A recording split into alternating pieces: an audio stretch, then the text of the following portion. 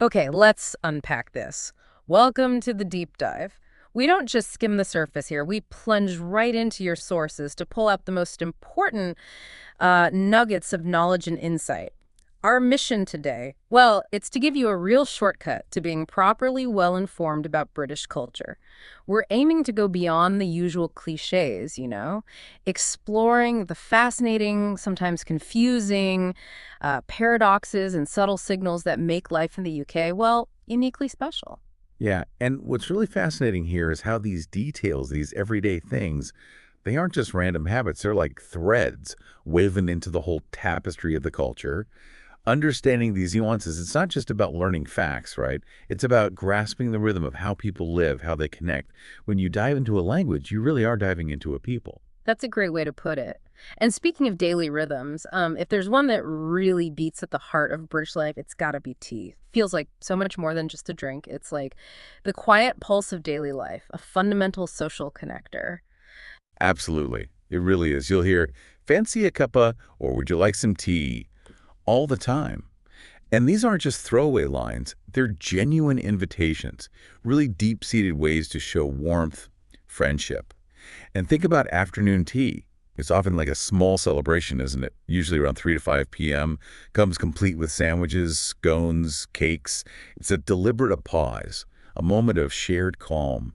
It really embodies that British value of taking time to connect, but, without big, grand gestures. It makes perfect sense. So for our listeners, a brew is just making tea, right? Yep, making a brew. And a cuppa is that casual, friendly term for a cup of tea. Exactly, your daily cuppa. And a scone, well, that's that lovely baked thing, often with jam and cream. Precisely. Though the jam or cream first debate, that's a whole other cultural minefield. But Yeah. yes, having tea together, it's this quiet ritual. It really says, let's just pause for a minute, share a moment. Yeah. It's a very low-stakes invitation, which subtly bridges gaps, especially in a culture that, well, really values personal space and kind of understated communication. That's a brilliant connection. And speaking of understatement, that leads us nicely into something else British people are famous for worldwide. Their humor, it's so distinctive. Indeed. It really is. British humor is almost like a masterclass in Hmm. social navigation. It's known for its sharp irony, yeah. Hmm. And that deep-seated understatement where saying less often means much more. There's a lot of self-mockery, too, making fun of oneself. And that clever, often serious-sounding dry wit. It lets them express discomfort or maybe a subtle critique without ever being, overtly confrontational. Right. The classic example everyone knows is saying, lovely weather we're having, when it's absolutely tipping it down with rain. It's not just about the weather, is it? It's a sort of sly, humorous nod to a shared, often slightly miserable reality. Exactly. That's a prime example of their dry wit, and often sarcasm, too. Mhm. So if someone's described as witty, they're quick thinking and funny. And understatement is basically describing something as smaller or less important than it really is, often for that humorous effect. This whole approach helps them navigate awkward moments and maintain that very British politeness we were just touching on. It really seems like this politeness, this sort of deep-seated respect, it goes beyond just one-on-one interactions, doesn't it? Maybe that's why their reverence for tradition and history is so palpable, because the UK is absolutely brimming with its rich heritage. That's actually a very insightful connection. Yes, this profound value placed on politeness is really foundational. You'll notice people frequently using please, sorry, and thank you, almost constantly sometimes. It's even quite common to apologize if someone else bumps into you. It's not really about blame. It's more about diffusing any potential tension, showing consideration for the other person, smoothing things over. And it seems their approach to personal space kind of fits with that too. I've heard British people generally like to keep maybe at least an arm's length apart during conversations, and hugging tends to be reserved for very close friends and family. That's generally right, yes. And for someone visiting, understanding a few key terms is really helpful. Manners just means polite ways of behaving. Simple enough, but you absolutely must know about the queue, which just means waiting in line.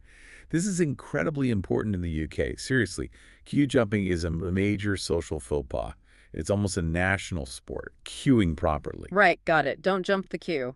Definitely not.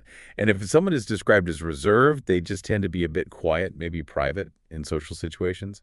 It all highlights how politeness isn't just a habit. It's really deeply rooted in showing respect and maintaining social harmony. Fascinating. So this underlying current of politeness and reserve. Okay, now shifting to something maybe a bit grander. The UK is just steeped in its history and heritage. You can barely turn a corner, especially outside the big cities, without seeing an ancient castle, a royal palace, some historical monument. It's very true. And the past isn't just, locked away in museums. It feels like it actively participates in the present. Take the changing the guard ceremony at Buckingham Palace. It's not just for tourists. It's a living, breathing connection to centuries of royal tradition. And British people, generally, feel immense pride in this heritage. Things like Trooping the Color or Bonfire Night, which Right. we'll talk more about. They're fantastic ways they keep history alive. They make it a vibrant, ongoing story. And it's true, many people love spending time visiting museums and historic sites, almost like a national hobby. So, Oh, okay, tradition is a custom passed down through generations. Mhm. Heritage is their collective history and cultural identity. And a ceremony is more of a formal event marking a special occasion. Got it. Now, let's tackle a truly famous British obsession. And yes, it's true, British people really do love to talk about the weather. huh. Yes. It's wonderful, though. It's polite. It's universally safe ground for starting small talk. And let's face it, the actual weather is often so changeable it provides endless material. You'll constantly hear things like, it's a bit chilly today, isn't it? Or looks like rain later. Or even just what a lovely day when the sun finally appears. It's the ultimate icebreaker, really. A go-to conversation starter that avoids anything too personal or, heavens forbid, controversial. I suppose if you're British, carrying an umbrella isn't just a practical choice, it's almost a national symbol, isn't it? And you'll quickly pick up on terms like drizzle for that persistent, annoying light rain, Oh, yes, the drizzle. or overcast when the clouds just completely dominate the sky. And if there's even a hint of a breeze, it's definitely worth mentioning. Absolutely. It might seem mundane, maybe even boring to an outsider. But talking about the weather isn't boring to them. It's a crucial social lubricant, a way to connect gently without invading that personal space we talked about earlier. Okay, let's move from the air to the table. Let's talk about something that's sometimes maybe unfairly described as plain. But if you look closer, it definitely has its own comforting charm and maybe a surprising depth. British cuisine. Indeed. Yeah. Yeah, well, it might not always grab the global headlines like, say, French or Italian food. British food offers some genuinely hearty and deeply satisfying classics. Think of the iconic fish and chips, that crispy battered fish with proper thick-cut chips, often vinegar involved. Can't forget the vinegar. No. Or shepherd's pie, that delicious minced lamb dish topped with fluffy mashed potato, Yeah. or cottage pie if it's beef, Cool. and of course the legendary full English breakfast, a proper plate loaded with eggs, bacon, sausages, baked beans, grilled tomatoes, maybe mushrooms, fried bread or toast. Usually a weekend treat. Sounds substantial. It is. And yes, tea is very often paired with biscuits, which, for listeners elsewhere, are basically cookies. Right. And when you say hearty, you just mean filling and satisfying, right? Exactly. Food that sticks to your ribs, as Yeah. they say. What about pudding? I've heard that term can be a bit confusing for visitors. Is pudding. It can surprisingly mean dessert in general, not just a specific type of, well, pudding like a steamed pudding or a rice pudding. So someone might ask, what's for pudding? Meaning, what's for dessert? Okay, good clarification. And crisps. Crisps are what British people call potato chips, the thin, crunchy kind that come in a bag. Got it. Crisps, not chips. Chips are... Chips are fries, usually the thicker cut ones you get with fish. It's all about context. Right. Now, if you think about Britain today, stepping back a bit, you see this really vibrant, multicultural tapestry. It feels like modern life in the UK is this beautiful blend of the old and the new. It truly does. You have these incredibly high-tech, cosmopolitan cities like London, Manchester, buzzing with innovation and global connections. Yeah. Yet they coexist, quite seamlessly, actually, with traditional street markets, huge, lively music festivals, and just an incredible array of multicultural restaurants reflecting a truly global palette. This diversity isn't just like an add-on feature. It feels fundamental now. So British cities are really multicultural then. You have people from all over the world bringing their food, their art, their traditions, creating this incredibly rich cultural blend. Absolutely. So diverse, meaning made up of different kinds of people. Hmm. Cosmopolitan, implying a place with many cultures interacting. Yes. And vibrant, just describing something lively and energetic. That's it, precisely. And that vibrancy, that energy, it's really evident when you look at the joyful side of British culture. Mhm. It's colorful festivals and special days that bring everyone together throughout the year. Yeah, it's one thing to know about them, but another thing to kind of understand what they feel like on the ground. Can you tell us more about a few key ones? Oh, there are so many, and each tells a really unique story about the country. Let's just with Bonfire Night. It's also known as Guy Fawkes Night. Every year on November 5th, people gather for fireworks displays, huge bonfires.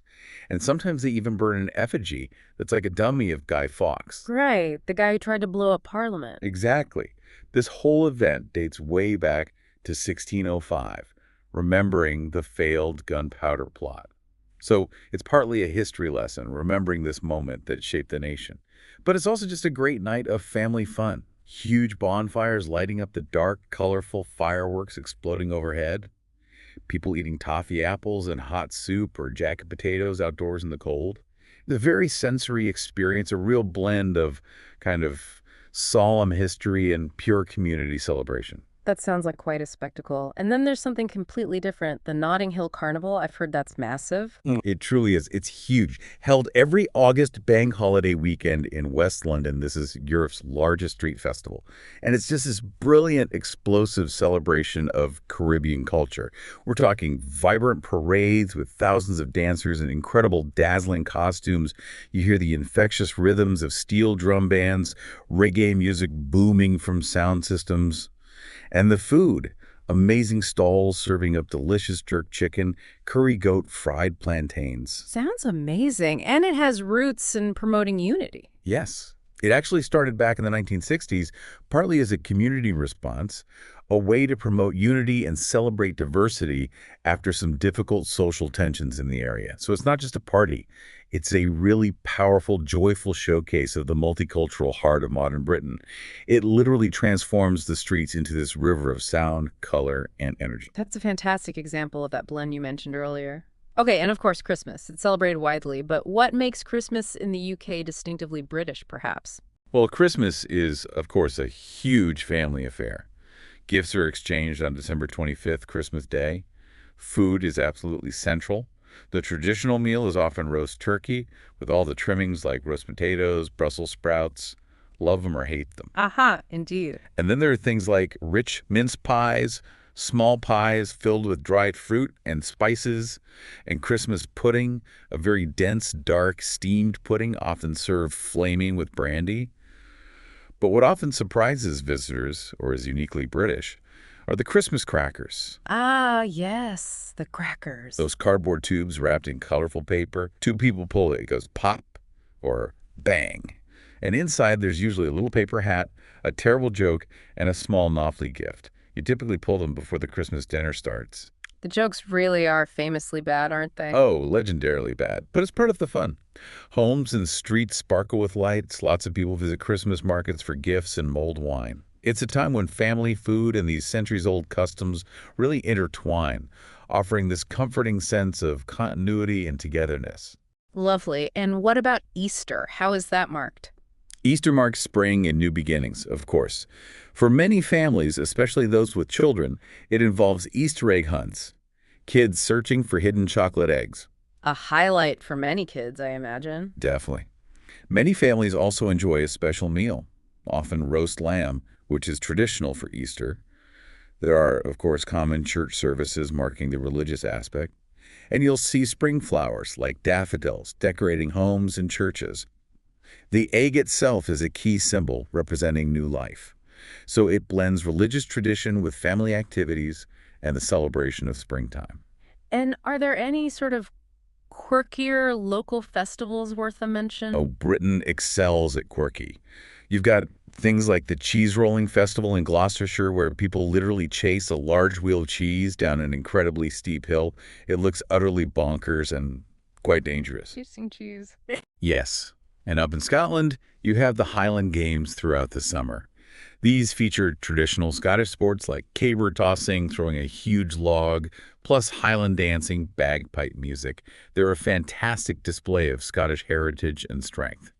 Britain's full of these unique local celebrations. Amazing. Okay, so we've seen the big celebrations. Now let's zoom back in. What does everyday life actually look like? How do these larger cultural traits show up in the mundane day-to-day routines? It's fascinating, actually, how those broader themes manifest in the little things. Hmm. So, morning rituals. Many British people kick off their day with that quintessential cup of tea, or maybe coffee these days too. Breakfast might be simple toast or cereal during the week, but on weekends, maybe that hearty, full English we talked about. You'll often hear people say things like, right, I need my morning cuppa before I can function, or just grabbing some brekkie, brekkie being slang for breakfast. These little morning habits, they often set a kind of calm, maybe disciplined tone, a quiet preparation for the day ahead. And commuting, especially in big cities like London, efficiency seems key, doesn't it? People using the tube. Yes, the tube is the London Underground system, Uh-huh. or buses, trains. Efficiency is definitely valued. For shorter distances, walking or cycling is very common too. Outside the big cities, though, driving is generally preferred, as public transport can be less frequent. And here's a perfect little example of that quiet social order we discussed. British people almost instinctively stand on the right side of escalators in places like the tube stations. Ah, yes. To let people walk past on the left. Exactly. It's this unspoken rule of communal efficiency and politeness, a small reflection of their respect for order and other people's time, even in a rush. And what about work and office culture? Does that politeness carry through? Very much so. Workplaces generally value punctuality, that everyday politeness and making small talk is quite important for building relationships.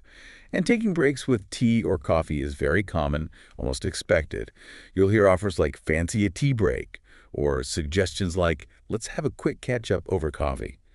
It's often a balance between maintaining a level of formality but also having friendly, low-key social interactions woven into the workday. Flexitime is also common in many offices now, offering flexibility around start and end times. So the workday ends. How do people typically unwind in the evenings? Well, a lot depends on personal preference, of course, but many British people love to relax by watching TV. Popular genres include crime dramas, comedies, and especially soap operas, long-running serial dramas about everyday life, which are a huge part of TV culture. Right, the soaps. Mhm. Going to the public house with friends or colleagues after work is also very common. Pub culture is massive. It's like a communal living room for many communities. Or, of course, simply cooking dinner at home and spending time with family. Dinner, or tea, as some people call the evening meal, is typically between 6 and 8 p.m. And eating habits themselves. You mentioned traditional meals, but what about modern trends? Yeah, while classics like the Sunday roast dinner, typically roast meat with potatoes, vegetables, Yorkshire puddings, and gravy are still loved, especially on Sundays, curry is incredibly popular. It's often cited as one of Britain's favorite dishes now, reflecting that multicultural influence. Pasta dishes are common weeknight staples too, and convenience is big. Lots of people rely on quick, ready meals from supermarkets or ordering online takeaway delivered food like Indian, Chinese, pizza, fish and chips. And as we touched on, there's a huge and growing trend towards vegetarian and vegan options now. So it's a real mix of tradition, global influences, and modern convenience. What about weekends? How do people make the most of their downtime? Weekends are really cherished for rest, fun, and often family time. And embracing the outdoors is huge, if the weather permits. Always the weather. Always. People might visit local farmers markets or browse shops on the high street, that's the main shopping street in a town, or head to larger shopping centers. Getting out into the countryside for a walk, hike, or cycle is incredibly popular. Britain has beautiful, accessible countryside, Meeting friends for brunch, that late morning meal combining breakfast and lunch, or just for coffee and cake, is also a common weekend activity. Just a small note for visitors. Many shops still close earlier on Sundays or have restricted opening hours, reflecting a slightly more relaxed pace compared to the rest of the week. And hobbies. What do British people tend to enjoy doing in their spare time? Oh, hobbies are really important. Gardening is a massive passion. For many, you hear about people tending their gardens or their allotment. An allotment is a small patch of land, usually rented from the local council, specifically for growing fruit and vegetables. It's a very British thing. Reading is always popular. And DIY, that's do it yourself. Tackling home improvement projects is a common pastime. Watching or playing sports, particularly football, soccer, rugby, and cricket, is huge. And many people join clubs and social groups, book clubs, hiking groups, amateur dramatic societies. It reinforces those community bonds. And it seems learning doesn't really stop after formal education either. That's right. There's a strong culture of lifelong learning. Many people take evening classes in anything from languages to pottery, do online courses, or attend community workshops. It's all about keeping life balanced, interesting, maybe learning new skills, and continually enriching oneself. It keeps things ticking over. And just to circle back one last time, because it seems unavoidable, the weather really is the constant backdrop to all this daily life, isn't it? It absolutely is. It's the silent choreographer, you could say. Yeah. It genuinely affects plans day to day. Unexpected rain might scupper plans for a picnic or a walk. A forecast for drizzle might mean taking the bus instead of walking. Conversely, a rare bout of proper sunshine feels incredibly special, and you'll see people rushing outside to parks, beer gardens, beaches, really trying to make the most of it, as the saying goes. And you might hear those colorful weather expressions too, like lovely weather for ducks. Exactly, which means it's very, very wet and rainy. The weather forecast isn't just background noise. It's practically a daily script you need to check. Whether it's just a bit of drizzle, or maybe patchy clouds, or a breeze picking up, talking about the weather is just an inherent part of every single British day. It's this constant, relatable topic that bridges conversations and shapes plans, big and small. Okay, so after all that, what does this all mean for you, our listener? We've journeyed through, well, quite a lot. The unspoken language of tea, the layers of British humor, the quiet rules of politeness and personal space. We've felt the nation's pride in its deep heritage, observed the daily obsession with the weather, maybe even mentally savored some comforting food. And we've seen how modern Britain is this truly vibrant, multicultural tapestry. We even dove into colorful festivals and the subtle rhythms of everyday habits and routines. Yeah, and if we connect this back to the bigger picture, by understanding these cultural details, why someone might apologize, even when it's clearly not their fault, or how offering a cup of tea can be such significant little invitation, or why they find humor in the rain, your English, it stops being just a subject you study in a book. It starts to become a living, breathing part of your own thinking and feeling, because language is just so much more than grammar rules or vocabulary lists, isn't it? It's really about people. It's about how they greet each other in the morning, what they chat about over that cuppa, what they do on a potentially rainy Sunday afternoon, and how they keep these centuries-old traditions alive even in our fast-paced modern times. This cultural context, it genuinely enriches every single word you learn. So our advice is keep listening, keep repeating these things to yourself, and maybe most importantly, keep feeling curious.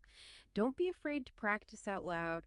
Maybe try using some of these phrases or just thinking about these ideas for yourself. Really make these words your own. And remember, every new phrase you pick up, every little story you hear, every tiny cultural detail you understand, it genuinely makes you more confident and more natural when you speak English. It really helps you become a participant, not just an observer.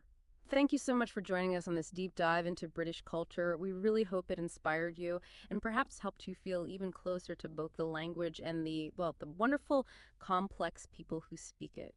Stay tuned for future deep dives.